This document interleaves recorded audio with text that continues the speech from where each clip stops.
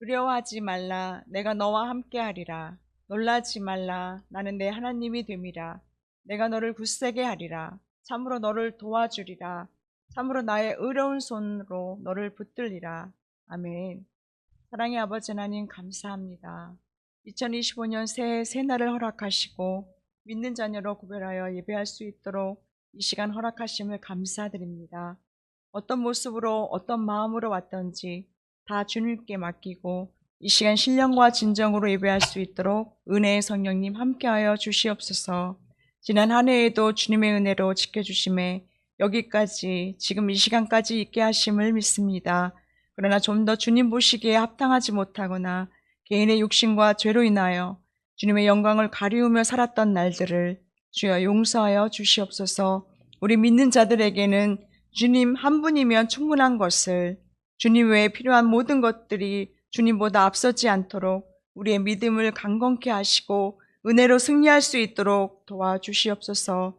새해 새 날을 허락하신 주님, 올해는 우리 시민교회 모든 성도가 두려워하지 말라, 새 일을 내가 행하리니 라는 약속의 말씀을 근거하여 하나님으로부터 위대한 일을 기대하고 하나님으로부터 위대한 일을 시도하는 모든 성도가 되어져서 올해 한 해 정말 많은 열매 맺는 아름다운 시민교회가 되어지고 모든 기관과 유치부, 아동부, 청소년부로 이어져서 노년에 이르는 모든 새로운 일들 또한 주님께서 주실 것을 믿음으로 믿고 항상 기뻐하고 쉬지 말고 기도하며 범사에 감사하며 승리하는 시민교회 아름다운 공동체로 이어지게 도와주시옵소서.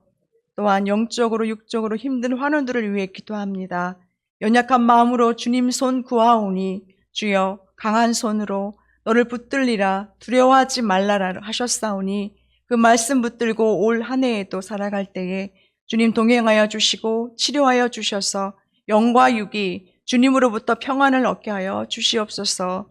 이 나라와 민족까지도 사랑하시는 주님, 지금 이 나라에는 불안정하고 힘든 위기에 놓여 있지만 우리 믿는 주님의 자녀들은 더 이상 세상에 동도하지 아니하고 포기하지 않고 주님께서 함께하여 주실 것을 믿고 서로 격려하며 기도에 힘쓰는 일꾼들로 세워지게 주여 도와주시옵소서. 그리하여 주님 모든 영광은 하나님께만 올려지는 아름다운 믿음의 나라로 세워주시옵소서. 이 시간 말씀 전하실 목사님께도 영권을 허락하사 변치 않는 진리와 변함없는 은혜라는 말씀으로 선포되어질 때 듣는 모두가 깨달아 알고 그 말씀 순종하며 다짐하는 귀한 말씀의 시간으로 인도하여 주시옵소서. 그리하여 주실 것을 믿고 기대하며 감사드리며 예수님의 이름으로 기도합나이다.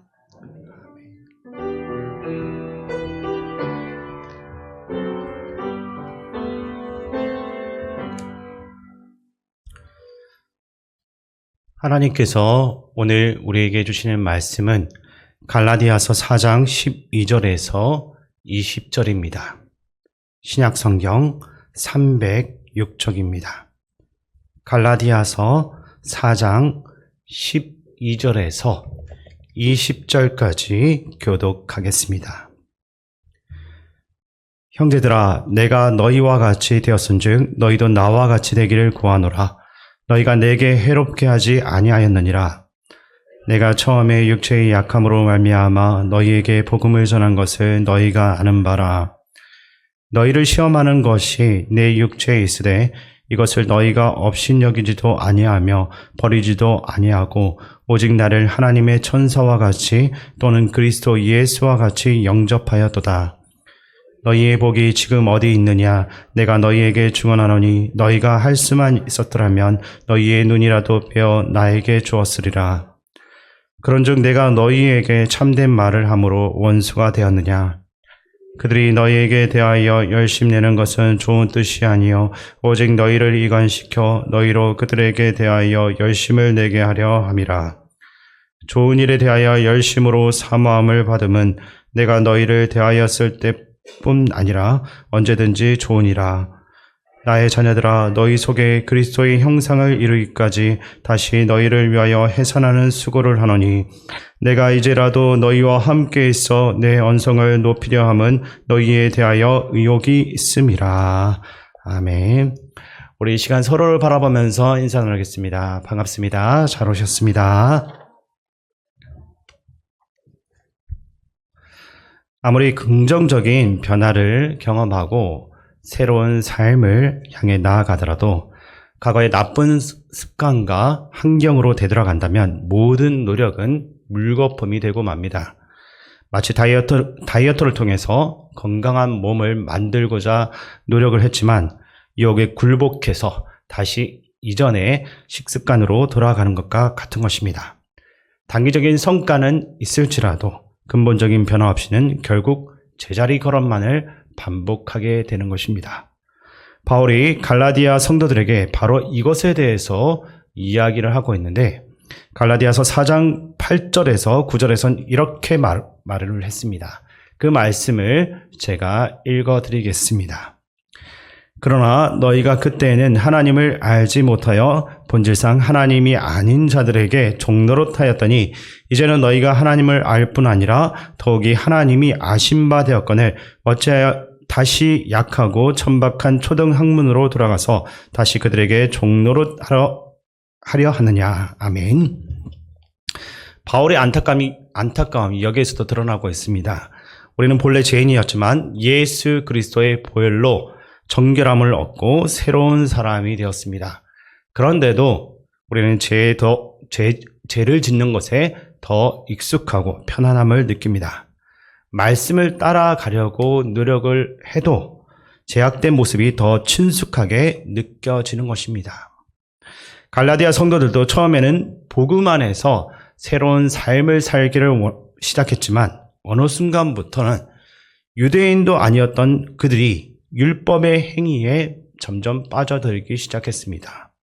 겉보기에 더 거룩해 보이고 뭔가 더 있어 보이는 그런 것들이 유혹처럼 다가왔던 것입니다. 그 결과로 복음이 아닌 율법으로 되돌아가려고 하는 모습이 나타나게 됩니다. 바울이 이것을 보고 답답해하면서 경고를 하고 있는데 본문 12절에서 이렇게 말합니다. 그 말씀을 우리 함께 읽겠습니다. 형제들아 내가 너희와 같이 되었은즉 너희도 나와 같이 되기를 구하노라. 너희가 내게 해롭게 하지 아니하였느니라. 아멘. 그 이전 장인 갈라디아서 3장 1절에서 바울은 갈라디아 교인들을 향해서 어리석도다라고 외친 적이 있습니다. 이것은 심한 질책이라기보다는 방황하고 헤매고 있는 자녀를 향한 영적 부모의 끓는 마음의 표현이라 할 수 있습니다. 바울은 그저 복음 안에서 이들이 다시 한 번 더 일어서기를 간절히 바라는 마음밖에 없었습니다. 하지만 교인들은 바울을 가짜 사도로 매도했습니다. 그럼에도 불구하고 바울은 형제 자매로 여기며 끊임없이 손을 내밀었던 것입니다. 이것은 단순히 율법을 아는 것과는 차원이 다른 실제적인 삶으로서 보여준 사랑이라 할 수 있습니다. 유대인들이 원수를 사랑하라는 율법을 머리로만 알았다면 바울은 그것을 온몸으로 실천했던 것입니다. 출애굽기 23장 5절에 이렇게 말을 하고 있는데 그 말씀을 제가 읽어도 되겠습니다. 내가 만일 너를 미워하는 자의 나귀가 짐을 싣고 엎드러짐을 보거든 그것을 버려두지 말고 그것을 도와 그 짐을 부릴지니라. 아멘. 이 말씀은 원수 사랑의 실천적인 가르침 중 하나라고 할 수 있습니다. 아주 꼴도 보기 싫은 사람의 손해보는 것을 보고도 도와주는 것이 쉽지는 않지만 하나님은 이미 오래전부터 이것에 대해서 가르쳐 주신 것입니다. 우리도 원수를 사랑하는 것이 결코 쉬운 것은 아닐 것입니다. 하지만 바울은 끝까지 그들을 형제로 대하며 복음 안에서 이끌기 위해 노력했습니다. 단순히 지식으로 아는 율법이 아니라 삶으로서 실천한 복음의 모습인 것입니다. 오래전 예수님께서 원수를 사랑하라고 하셨기 때문에 우리도 한 번쯤 노력을 한번 해보자면서 손을 내밀어 보기도 합니다. 그러나 상대방이 내가 내민 그 손을 받아주지 않고 나의 기대에 미치지 못하게 되면 다시 한 번 더 마음을 닫고 이 사람은 더 이상 내가 상종할 인간이 아니다라고 평가하면서 완전히 그 관계를 닫아버리는 것입니다. 그러나 바울은 그렇게 하지 않았습니다. 왜 그렇게 했겠습니까? 그는 예수님을 만났고 그분을 깊이 알고 있었기 때문입니다. 예수님께서는 처음부터 우리를 원수로 대하지 않으셨습니다. 우리가 아직 죄인 되었을 때, 하나님과 원수가 된 상태였을 때 하나님께서는 예수 그리스도를 통해서 자신의 사랑을 확증하셨습니다. 예수님은 죄인인 우리들의 이름 하나하나를 부르시며 교회의 공동체로 모으셨고, 그 사랑의 시작은 바로 원수를 사랑하라라는 것입니다. 우리가 예수님을 따르며 원수를 사랑하려 노력하지만 잘 되지 않는 것은 너무나 자연스러운 것입니다. 에로스적인 사랑은 우리 안에서 솟아나올 수가 있지만, 성경이 말하는 아가페적인 사랑은 우리 안에 그 원천이 없기 때문입니다. 그 사랑은 오직 하나님으로부터 나오는 것이고, 오직 우리는 그것을 받아서 흘려 보내는 것일 뿐입니다. 비록 원수를 사랑한다라는 것이 흉내내는 수준에 불과하더라도 그 과정을 통해서 우리는 하나님 아버지의 마음을 조금씩 이해할 수가 있는 것입니다. 원수 사랑은 방금 전에도 말씀드렸지만 쉽지 않습니다. 그러나 하나님의 말씀을 묵상하고 실천하려고 하는 그 처절한 노력을 통해서 점차 열매를 맺어갈 수 있음을 기억하시기 바랍니다. 바울은 12절에서 내가 너희와 같이 되었은즉 너희도 나와 같이 되기를 구하노라 라고 말했습니다.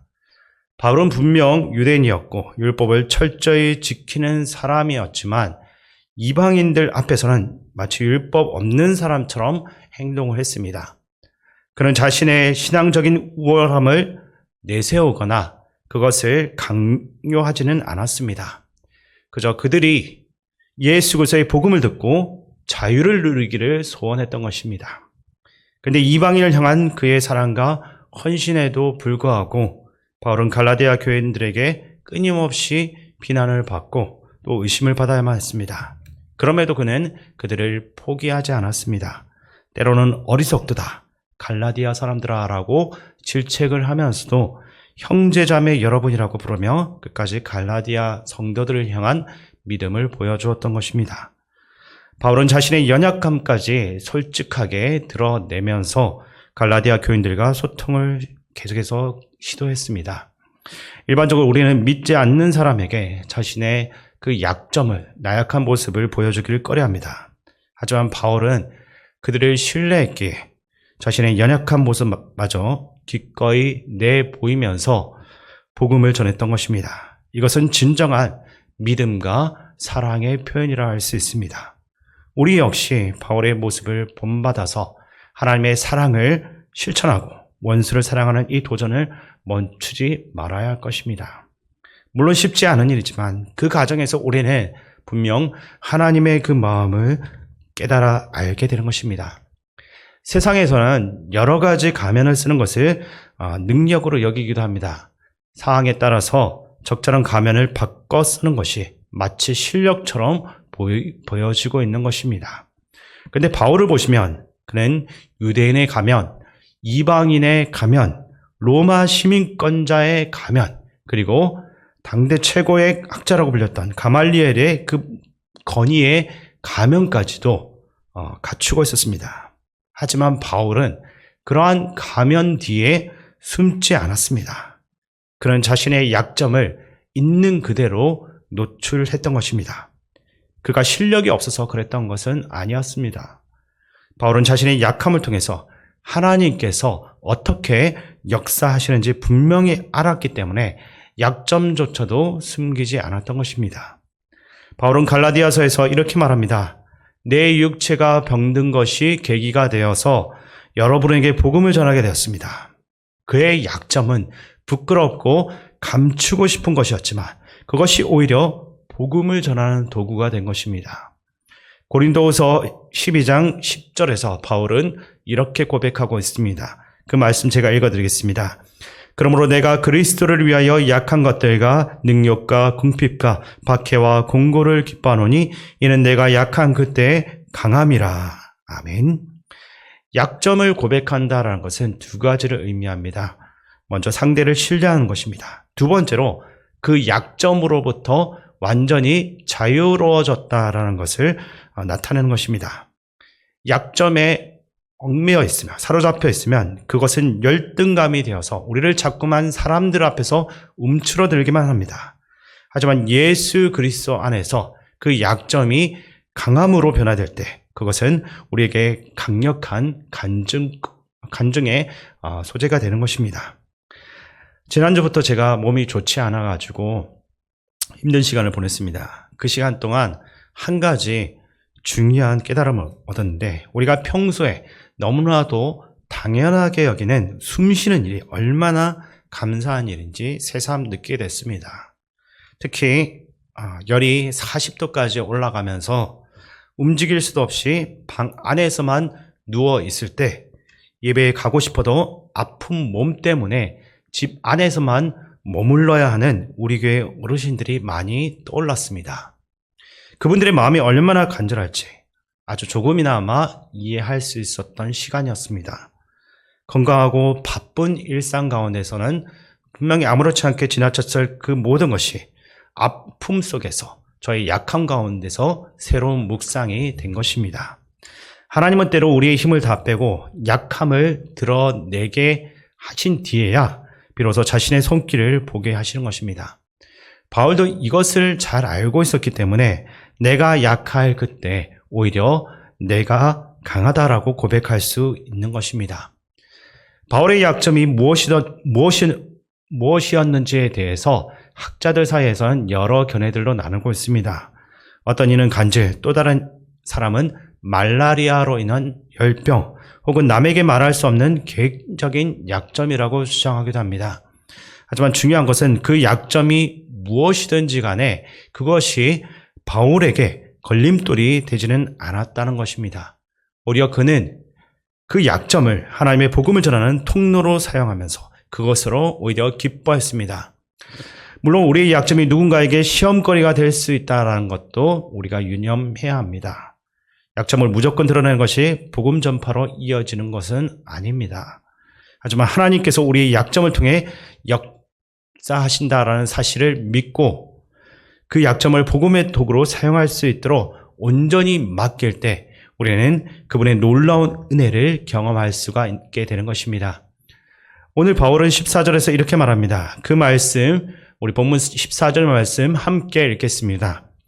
너희를 시험하는 것이 내 육체에 있으되 이것을 너희가 업신여기지도 아니하며 버리지도 아니하고 오직 나를 하나님의 천사와 같이 또는 그리스도 예수와 같이 영접하였도다. 아멘. 그는 자신의 약점이 시험거리가 될 수 있음을 분명히 인정했습니다. 근데 이 시험거리, 이 약점을 강점으로 바꿀 수 있는 곳이 있습니다. 그것은 바로 교회 공동체입니다. 하나님께서 우리에게 교회 공동체를 허락하신 이유가 여기에 있는 것입니다. 바울은 당신들은 시험거리가 될 만한 나의 약점을 보았음에도 불구하고 나를 멸시하지 않고 외면하지 않았습니다. 오히려 하나님의 천사와 같이 그리스도 예수와 같이 나를 영접해 주었습니다라고 고백했습니다. 교회 공동체 안에서 우리는 약점이 드러나는 사람들을 종종 만나게 됩니다. 그러나 그 약점을 정죄하거나 강하게 비판하면 그 사람은 결코 변하지 않을 것입니다. 바울의 경우를 생각해 보면 분명 처음에는 사람들이 저 사람은 사도가 아니야. 왜 저렇게 몸이 약하지? 기도를 안 하고 있나? 하나님께서 그 사람에게 응답을 안 해주시는 것 같다라고 수군대면서 상처를 주었을지도 모릅니다. 하지만 바울이 오늘 언급한 공동체는 물론 그 안에서도 어려움이 있기는 있었지만 그래도 그의 약점을 가지고 비난하지는 않았습니다. 그들은 바울의 약점을 하나님의 능력이 드러나는 통로로 바라보며 함께 기도했던 것입니다. 그 결과 바울의 약점은 오히려 하나님의 복음을 전하는 도구가 될 수 있었습니다. 바울은 이것에 대해서 분명하게 여러분 나를 멸시하지 않았고 나를 세워주었습니다라고 선언하고 있습니다. 저는 우리 시민 공동체가 바로 그러한 공동체가 되었으면 좋겠습니다. 우리 모두 저를 포함해서 약점이 없는 사람이 누가 있겠습니까? 누구나 약점은 다 있습니다. 그러나 그 약점을 덜 추려내고 계속해서 그것에만 주목하면 정작 상처받는 사람은 약점을 드러내고 비판하는 우리 자신이 될 수가 있는 것입니다. 반대로 그 약점을 하나님께 올려드리면서 이렇게 기도할 수 있기를 바랍니다. 하나님, 저 사람의 약점을 사용하셔서 하나님의 복음을 전하는 통로가 되게 해주십시오. 그러한 중보 기도 속에서 내가 비난했던 그 사람의 약점은 하나님의 손에 들린 아주 강력한 무기가 되는 것입니다. 분명 우리의 그 구역 모임 가운데서도, 우리의 작은 모임 가운데서도 종종 이런 일들이 일어날 것입니다. 마음에 들지 않는 사람, 마주치고 싶지 않은 사람도 분명 있을 것입니다. 하지만 그러한 사람을 품고 함께 세워나갈 때 오히려 그들을 통해 교회가 더욱더 하나님께 쓰임받게 되는 공동체로 변화될 수가 있는 것입니다. 이어서 15절과 16절 말씀 제가 읽어드리겠습니다. 너희의 복이 지금 어디 있느냐? 내가 너희에게 증언하노니 너희가 할 수만 있었더라면 너희의 눈이라도 빼어 나에게 주었으리라. 그런즉 내가 너희에게 참된 말을 함으로 원수가 되었느냐? 아멘. 여기서 바울의 감정에 변화가 나타나고 있습니다. 그는 과거를 회상하며 이렇게 말합니다. 여러분, 나를 그렇게 사랑해 주셨고 나를 위해서라면 눈이라도 빼어줄 만큼 헌신적이었습니다. 그러나 지금은 그 관계가 깨어졌습니다. 왜 이렇게 말하는 걸까요? 바울이 변했기 때문이겠습니까? 아니면 그가 전했던 복음이 변했기 때문이겠습니까? 변한 것은 그들 자신이었습니다. 느헤미야서 9장 33절에서 느헤미야는 이렇게 기도하고 있는데 그 말씀 제가 읽어드리겠습니다. 그러나 우리가 당한 모든 일에 주는 공의로우시니 우리는 악을 행하였사오나 주께서는 진실하게 행하셨음이니이다. 아멘. 이 고백처럼 하나님은 결코 변함이 없으십니다. 하나님의 말씀과 약속은 언제나 신실한 것입니다. 그러나 우리는 자주 변합니다. 이스라엘 백성도 마찬가지였습니다. 그들은 하나님을 사랑한다라고 고백했지만 정작 그 고백과는 다르게 하나님을 따르지 않았습니다. 결국 문제는 우리 안에 있는 변화와 연약함에 있는 것입니다. 우리는 우리의 연약함과 변덕을 인정하며 다시 한 번 더 신실하신 하나님 앞에 나아가야 할 것입니다. 우리의 약점과 실패도 하나님께 맡기게 될 때 하나님은 그것을 복음의 도구로서 바꿔서 사용하실 것입니다. 우리가 때론 스스로 변할 줄도 모르고 핑계와 다른 사람 탓만을 일삼으며 신앙생활을 이어가곤 합니다. 주님께서 처음 우리를 부르셨던 그 순간을 기억해 보시기 바랍니다. 그때 주님은 우리의 이름을 부르시며 말로 다할 수 없는 감격 속에서 말씀을 주셨습니다. 그리고 오늘도 변함없이 동일한 자리에서 우리들의 이름을 부르고 계신 것입니다. 그러나 그 부르심을 듣지 못하는 이유는 우리의 마음이 닫히고 우리의 영적 귀가 막혀 있기 때문입니다. 그러므로 우리는 끊임없이 하나님 말씀 앞에 설 수 있어야 됩니다. 말씀을 통해 우리의 마음을 열고 다시금 주님의 부르심에 응답하며 살아가시길 바랍니다. 이제 17절 말씀 함께 읽겠습니다. 그들이 너희에게 대하여 열심 내는 것은 좋은 뜻이 아니요 오직 너희를 이간시켜 너희로 그들에게 대하여 열심을 내게 하려 함이라. 아멘. 바울은 이 사람들의 속내를 드러내고 있는데 바울이 없는 틈을 타서 그들이 갈라디아 성도들에게 끊임없이 달콤한 말로 속삭였습니다. 예수를 믿는 것도 좋지만 율법까지 지키게 되면 더 완벽할 겁니다. 그러면 하나님께서 당신들을 더 사랑하실 것입니다. 라고 겉으로는 아주 그럴듯한 말로 유혹했던 것입니다.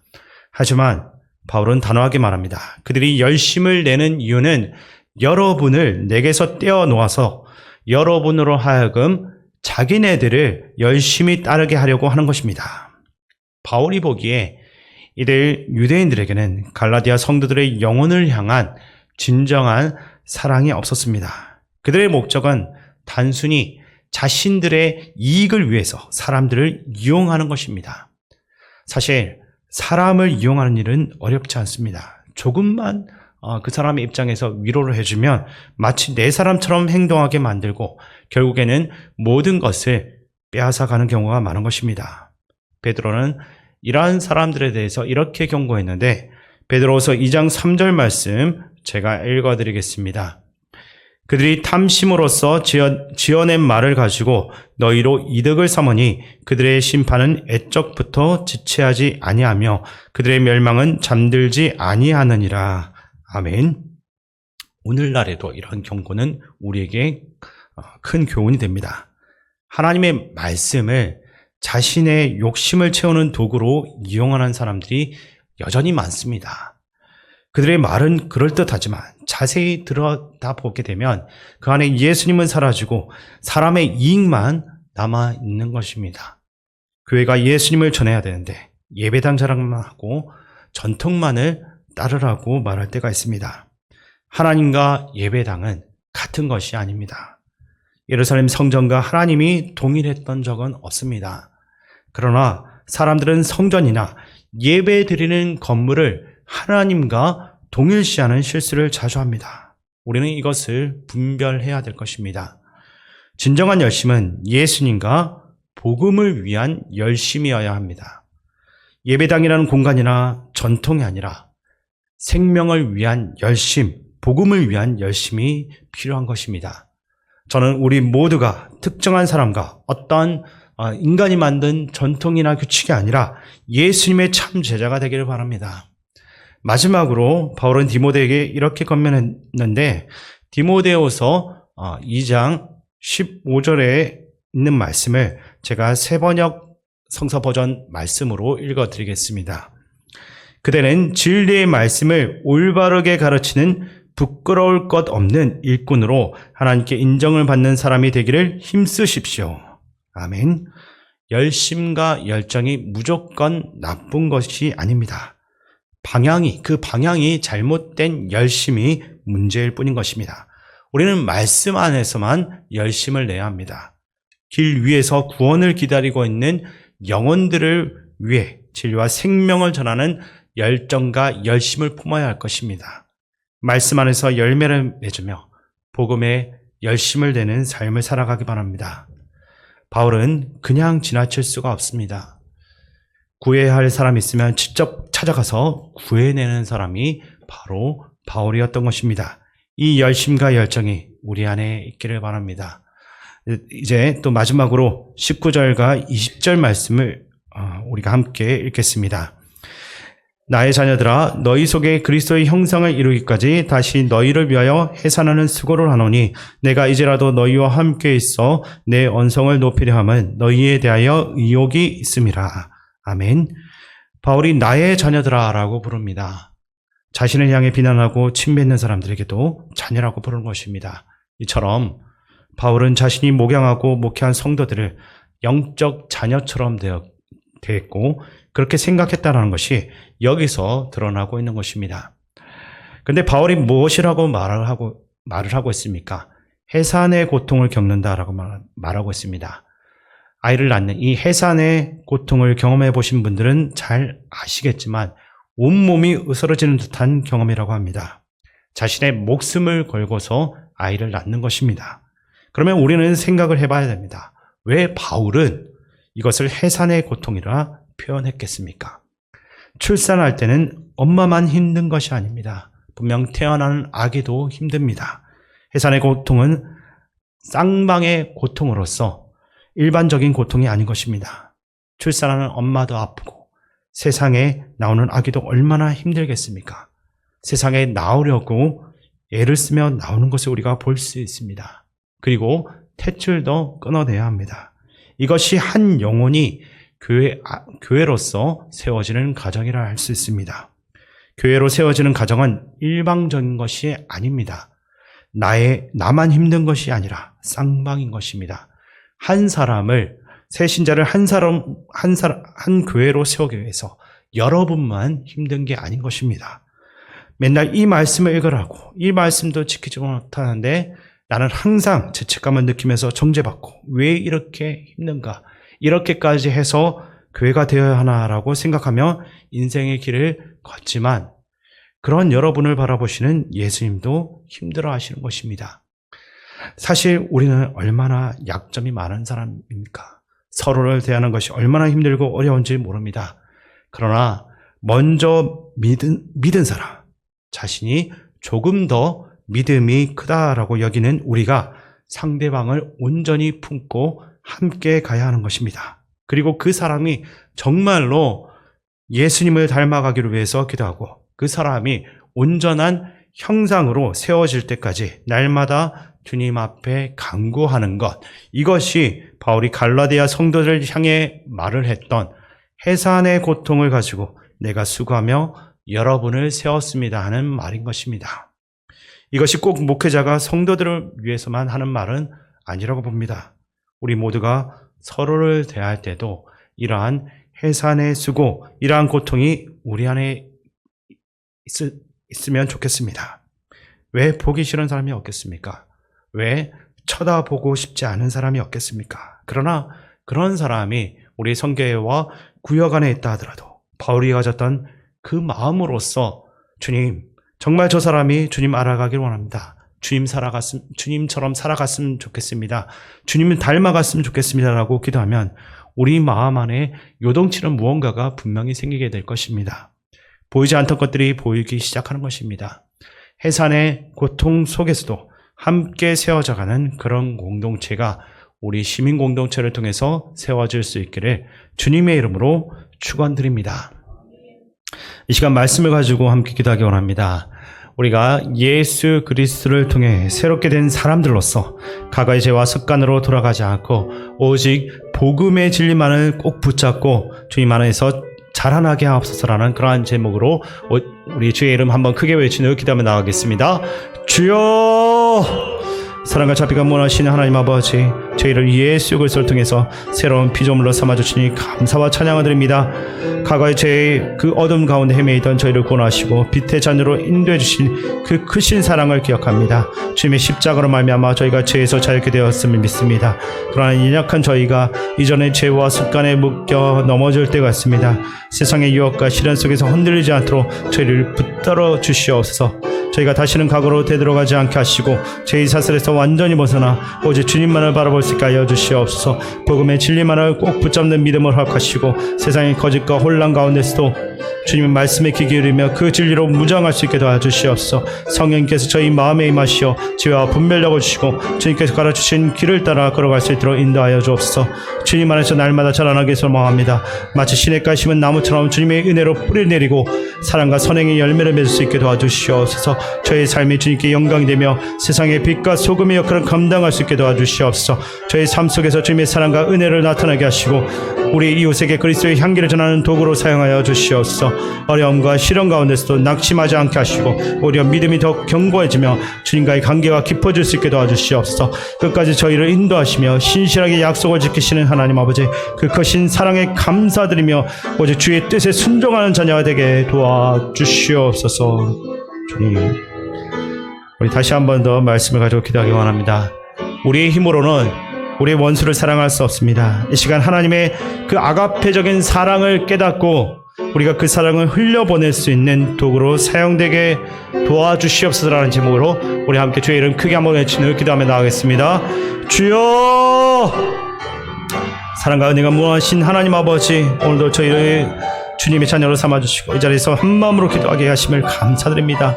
저희는 날마다 연약하고 부족해서 우리의 힘으로는 우리가 우리의 원수를 사랑할 수 없음을 고백합니다. 미움과 상처와 용서하지 못하는 마음이 저희를 사로잡고 있음을 인정합니다. 이 시간 간절히 구하오니 저희의 마음을 어루만져 주시옵소서. 십자가에서 보여주신 하나님의 아가페적인 사랑을 깊이 깨닫게 하시고 그 사랑이 저희 마음에 충만하게 흘러넘치게 하여 주시옵소서. 주님께서 원수까지도 사랑하셨던 그 크신 사랑을 본받아서 저희도 미워하는 이들을 먼저 사랑하고 용서할 수 있는 마음을 허락하여 주시옵소서. 성령 하나님, 저희 안에 역사하시어 굳어진 마음을 부드럽게 하시고 닫혀있는 마음의 문을 열어주시옵소서. 저희의 생각과 감정과 의지까지도 주님께서 다스리시어 저희가 주님의 사랑을 온전히 받아들이고 그 사랑을 세상에 흘려보내는 도구로서 사용되게 도와주시옵소서. 저희가 마음속 깊이 품고 있는 상처와 아픔을 치유하여 주시며 과거의 아픈 기억들이 저희를 지배하지 않도록 하시고 주님 안에서 참 자유와 해방을 누리게 하여 주시옵소서. 저희의 눈물을 닦아주시고 기쁨과 평안으로 채워주시옵소서. 내 원수를 사랑하는 것은 우리가 가진 힘으로는 불가능하지만 주님의 능력으로 가능합니다. 저희가 더욱더 주님께 의지하며 그 은혜를 구합니다. 저에게 용기와 결단력을 주시옵소서. 미움 대신 사랑을 선택하시고 분노 대신 용서를 베풀게 하여 주시옵소서. 제 삶이 주님의 사랑의 통로가 되길 원합니다. 저를 통해 주변의 모든 사람들이 하나님의 사랑을 경험하게 하시고 그러니 많은 이들이 주님께로 돌아오는 역사가 일어나게 도와주시옵소서. 저의 작은 행동과 말 한마디가 누군가에게 위로와 희망이 되길 원합니다. 세상의 어둠과 악이 강할지라도 주님의 빛이 더 강함을 믿습니다. 저희를 빛의 자녀로 삼아주시고 그 빛을 온 세상 가운데 비추는 삶을 살게 하여 주시옵소서. 주님의 진리와 사랑을 담대히 선포하기로 합니다. 그리스도의 향기로서 이 땅을 살아갈 수 있게 도와주시옵소서. 이 시간 또 말씀을 가지고 기도할 때 우리의 약점과 연약함이 오히려 하나님의 복음을 전할 수 있는 도구로 사용되고 그 연약한 모습 가운데 역사하시는 하나님의 능력을 경험할 수 있도록 우리 주의 이름 크게 한번 외치는 기도하겠습니다. 주여! 사랑과 은혜가 풍성하신 하나님 아버지, 오늘도 저희를 주님의 자녀로 불러주시고 이 자리에서 한마음으로 기도하게 하심을 감사드립니다. 저희 삶을 돌아볼 때 부정하고 연약함을 느낄 수밖에 없음을 고백합니다. 저희 약점과 한계 속에서 때로는 낙심하고 좌절하지만 주님께서 이러한 연약함까지 사용하셔서 영광 받으심을 믿습니다. 저희 약점과 연약함을 기뻐 받아주시옵소서. 인간의 눈으로 볼 때 부족함이지만 주님의 손에 붙들리면 강한 도구가 됨을 믿습니다. 저희 연약함 가운데 역사하시는 하나님의 능력을 체험하게 하시고 그러니 복음이 전파되는 놀라운 일을 경험할 수 있게 도와주시옵소서. 사도 바울이 자신이 약할 때 오히려 강함이라 말했던 것처럼 저희도 주님 안에서 그러한 믿음을 가지게 도와주시옵소서. 저희의 부족함이 주님의 능력을 드러내는 통로가 되게 하시고 저희 삶을 통해 주님의 영광이 드러나게 도와주시옵소서. 저희의 자랑할 것은 아무것도 없습니다. 오직 주님의 은혜만이 저희를 살게 하시고 주님의 사랑만이 저희를 움직이게 하심을 믿습니다. 이 시간 저희의 우리 자신을 내려놓고 주님의 뜻에 순종하는 삶을 살게 하여 주시옵소서. 저희의 계획과 생각보다 주님의 계획과 뜻이 더 크고 완전하심을 인정하게 하여 주시옵소서. 저희 연약함 때문에 두려워하거나 물러서지 않게 하시고 우리가 담대히 복음을 전하는 삶이 되게 하여 주시옵소서. 주님께서 함께 하시면 능력 주심을 믿고 세상 가운데서 빛과 소금의 역할을 감당하게 하여 주시옵소서. 주변의 모든 사람들에게 주님의 사랑과 진리를 전하는데 저희 모든 것을 사용하여 주시옵소서. 성령 하나님은 저희 마음을 이 시간 새롭게 하여 주시고 주님의 말씀으로 무장하게 하여 주시옵소서. 날마다 기도와 말씀 가운데서 주님과 더욱더 가까워지며 주님의 마음을 품게 하여 주시옵소서. 저희 연약함에서도 주님의 음성을 듣게 하시고 그 인도하심에 따라 순종하는 삶을 살게 하여 주옵소서. 이 시간 우리 교회 안에 한우들과 또 연로하시는 어르신들을 위해서 함께 기도하기 원합니다. 암투병 중인 박지연 권사님, 임경순 집사님, 단위고치 마사역기 성도님, 송정교 성도님, 김현진 권사님 위해서 기도해 주시고 또 위암 4기로 치료 중인 김윤경 성도님 위해 기도해 주시고 갈비뼈 골절로 고통 가운데 있는 최경민 집사님 회복과 요양병원에 입원 중인 엄정재 권사님 이외에도 여러가지 연약함으로 기도하고 있는 우리 모든 한우들과 독감으로 어려움 중에 있는 성도들, 교회 어르신들 위해서 함께 주께서 긍휼히 여겨달라고 함께 기도하며 나아가겠습니다. 자비로우시고 사랑이 넘치시는 하나님 아버지, 이 시간 우리 교회 안에 있는 모든 한우들과 연로하시는 어르신들을 위해 간절히 기도합니다. 주님께서 그들의 아픔과 고통을 깊이 아시며 위로와 치유의 손길로 함께하여 주옵소서. 특별히 중환병으로 투병하고 있는 성도님들 하나하나 기억하여 주시옵소서. 암과 같은 어려운 병마와 싸우고 있는 이들에게 주님의 능력의 손길을 베풀어 주시오. 그들의 몸과 마음이 더욱더 강건하게 회복될 수 있게 도와주시옵소서. 치료의 가정 가운데 두려움과 고통이 찾아올 때마다 주님의 평안으로 우리 한우들의 마음을 채워주시고 소망 잃지 않도록 성령님께서 끝까지 함께하여 주시옵소서. 또한 위중한 질병으로 치료 중인 성도님들께 특별한 은혜를 베풀어 주시옵소서. 의사들과 의료진들에게 지혜와 능력 주시어 최선의 치료가 이루어지게 하시고 기적과 같은 회복의 역사가 나타나게 도와주시옵소서. 보살피고 기도하고 있는 가족들과 주변 사람들에게도 위로와 힘을 주시어 함께 이 어려운 시간들을 이겨낼 수 있도록 도와주시옵소서. 병원에 입원 중인 분들과 요양 중인 어르신들께도 주님의 위로와 평안을 허락하시고 외로움과 두려움 가운데서 주님의 사랑을 깊이 체험하게 하여 주시옵소서. 우리 교회의 모든 하늘들과 독감 등으로 어려움 중에 있는 성도들 주께서 긍휼을 내려 불쌍히 여겨 주시옵소서. 그들의 몸과 마음을 주님께서 친히 만지시고 힘과 용기를 주셔서 어려움을 극복할 수 있도록 도와주시옵소서. 우리 교회 공동체가 이들을 위해 기도하며 사랑으로 돌볼 수 있게 도와주시옵소서. 주님, 우리 이 시간에 우리 교회 다음 세대들을 위해서 함께 기도하겠습니다. 유치부부터 청년부까지 다음 세대들이 하나님의 비전과 꿈을 가지고 믿음으로 성장할 수 있도록 기도해 주시고, 취업과 결혼 준비하는 청년들, 군 복무 중인 청년들이 하나님의 도우심으로 모든 것이 협력하여 선을 이룰 수 있도록 기도하시고, 우리 장진아, 최재영, 김승리 전도사님 위해서, 그리고 각 부서 선생님들 성령 충만한 가운데 맡은 사역 잘 감당할 수 있도록 우리 함께 기도하며 나가겠습니다. 사랑과 은혜가 충만하신 하나님 아버지, 우리의 다음 세대가 이 시대의 어둠과 혼란 속에서 빛과 소금의 역할을 감당하는 하나님의 자녀로 세워지게 도와주시옵소서. 각자에게 주어진 그 재능과 소명을 발견하게 하시고 하나님의 영광을 드러내는 삶을 살게 도와주시옵소서. 취업과 결혼 준비하는 청년들에게 하나님의 지혜와 인도하심을 더하여 주시옵소서. 군 복무 중인 청년들에게는 강건한 체력과 담대한 믿음을 허락하시고 그들이 어떤 상황 가운데서 하나님만을 신뢰하며 모든 것이 합력하여 선을 이루는 놀라운 은혜를 경험할 수 있게 도와주시옵소서. 이제 또 군 입대를 앞두고 있는 강민서 가운데도 하나님께서 함께하여 주시어서 그 모든 일들 가운데 온전히 하나님만을 의지하는 청년이 될 수 있게 도와주시옵소서. 또한 이들의 삶 가운데 하나님의 선하신 계획이 이루어지고 어디서나 주님의 영광을 드러낼 수 있도록 함께하여 주옵소서. 주님, 장진환, 최재영, 김승리 전사님 가운데도 성령의 충만함을 부어주시고 맡겨진 사역 가운데 지혜와 사랑으로 충성되게 섬기게 도와주시옵소서. 각 부서의 선생님들도 하나님께서 붙드시어 성령의 충만함과 지혜를 더하여 주시어서 맡겨진 영혼들을 주님의 마음으로 섬길 수 있도록 도와주시옵소서. 아버지, 함께하여 주옵소서. 우리 이 시간 우리 나라를 위해서 함께 기도하기 원합니다. 우리나라 참 많이 어려움 가운데 있습니다. 정치, 경제와 다양한 여러 문제들을 위해, 그리고 남북한이 속히 복음적인 평화 통일을 이룰 수 있도록 우리 함께 마음 모아 기도하며 나아가겠습니다. 전능하신 하나님 아버지, 주님께서 이 땅을 사랑하시어 지금까지 주신 은혜 감사드립니다. 이 나라와 민족이 주님의 뜻 가운데 바로 서게 도와주시옵소서. 우리나라의 그 모든 정치와 경제를 주님께 올려드립니다. 지도자들에게 지혜와 공의를 허락하시어서 국민을 사랑으로 섬기며 하나님을 경외하는 바른 정치를 하게 도와주시옵소서. 경제적으로 어려움 겪고 있는 이들에게는 위로와 소망을 주시고 이 나라의 경제가 공정하고 정의로운 질서 안에서 회복될 수 있게 도와주시옵소서. 각 분야에서 수고하는 모든 이들에게 주님의 능력을 더하시고 이 땅에 평화와 번영만이 가져갈 수 있게 도와주시옵소서. 특별히 남과 북의 관계를 주님 손에 맡겨드립니다. 오랜 분단의 아픔을 취하시고 남북한이 속기 복음하는 산화되어 평화로운 통일을 이룰 수 있게 도와주시옵소서. 주님의 사랑이 한반도 전역에 흘러넘쳐서 서로를 용서하고 화해하며 하나님의 뜻 안에서 새로운 역사를 쓰는 민족이 되게 도와주시옵소서. 복음의 빛이 북한 땅에 밝게 비추기 원합니다. 억압과 고통 속에 있는 북한 주민들에게 자유와 소망을 허락하시고 그들의 삶의 평강과 기쁨이 넘치게 도와주시옵소서.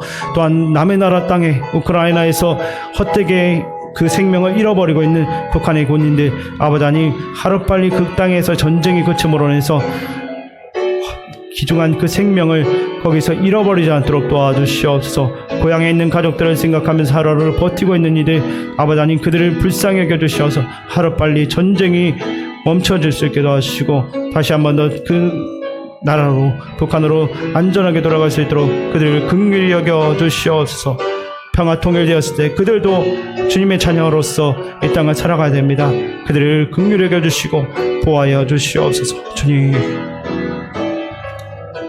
우리 이 시간은 마지막으로 세계 각국에서 선교하시는 선교사님들과 중요한 영적 책임을 맡고 있는 담임 목사님을 위해 기도해 주시고 각자가 가지고 나온 개인적인 기도 제목을 가지고 함께 주의 이름 크게 한번 외친 후 마지막으로 한번 기도하겠습니다. 주여, 은혜로우신 하나님 아버지, 온 세계 각지에서 주님의 지상 명령을 수행하는 선교사님들 주님께 맡겨드립니다. 열방에서 복음의 씨앗을 뿌리시는 그들에게 성령의 능력으로 함께하여 주시옵소서. 척박한 선교제의 그 환경 가운데서 순전한 믿음으로 승리하며 영혼 구원의 풍성한 열매를 맺게 하시고 지치고 낙심될 때마다 세임과 용기를 보여주시는 하나님의 은혜를 경험할 수 있게 도와주시옵소서. 주님의 약물을 돌보시는 담임 목사님은 주님께 맡겨드립니다. 목사님에게 하늘의 지혜와 영적 분별력을 더하여 주시고 성령의 기름 부으시로 말씀을 선포하실 때 주님의 권능만이 나타나게 도와주시옵소서. 오케이 무거운 짐을 지실 때 영육간을 강건케 하시고 늘 새 힘을 공급하여 주시옵소서. 아버지 하나님 말씀과 기도 속에서 우리가 날마다 하나님의 음성 듣게 하시고 새 은혜로 비전을 발견하고 합력인 사업과 하나님 말씀을 깊이 묵상함으로 하나님의 뜻을 바로 깨달아 그들을 행하고 본을 보이는 그러한 삶을 우리가 살아갈 수 있게 주님 저희를 붙들어 주시고 도와주시옵소서. 주님 사랑과 은혜가 풍성하신 하나님 아버지, 우리를 죄에서 건져주시고 새 생명 주신 주님을 찬양합니다. 그러나 주님, 우리가 때로는 과거의 죄로 되돌아가려는 연약한 모습을 보입니다. 우리 안에 주신 새 생명을 기억하며 날마다 주님의 뜻 안에 머물게 하여 주시옵소서. 우리의 약함과 실패도 주님의 도구로 사용하실 줄 믿사오니 우리의 모든 것을 주님께 맡깁니다. 예수님께서 원수 되었던 우리를 사랑하셨듯이 우리도 원수를 사랑하고 품을 수 있는 용기를 주시옵소서. 그 사랑이 우리의 힘이 아니라 주님께로부터 오는 것임을 깨닫고 그 사랑을 흘려보낼 수 있는 통로가 되게 하여 주시옵소서. 또한 공동체 안에서 서로를 세워주고 서로의 약점을 하나님의 은혜로 변화시키는 복을 누릴 수 있게 도와주시옵소서. 예수 그리스도의 이름으로 기도드립니다. 아멘. 잠시 교회 소식을 전하겠습니다. 먼저 이번 주일 오후 예배는 여전도의 연합회 헌신 예배로 드립니다. 그리고 신임 재직 교육이 이번 주일 오후 1시에서 1시 30분에 당회실에서 있습니다. 2025년에 임명된 명예권사, 명예집사님들, 또 집사님들 참석 부탁드리겠습니다. 마지막으로 담임 목사님께서는 2025년 두날개 국제 컨퍼런스 참여로 부산에 내려가 계십니다. 내일까지 잘 다녀오실 수 있도록 기도해 주시기 바랍니다. 이제 주기도문으로 예배를 마치겠습니다. 하늘에 계신 우리 아버지, 아버지의 이름을 거룩하게 하시며 아버지의 나라가 오게 하시며 아버지의 뜻이 하늘에서와 같이 땅에서도 이루어지게 하소서. 오늘 우리에게 일용할 양식을 주시고 우리가 우리에게 잘못한 사람을 용서하여 준 것 같이 우리 죄를 용서하여 주시고 우리를 시험에 빠지지 않게 하시고 악에서 구하소서. 나라와 권능과 영광이 영원히 아버지의 것입니다. 아멘.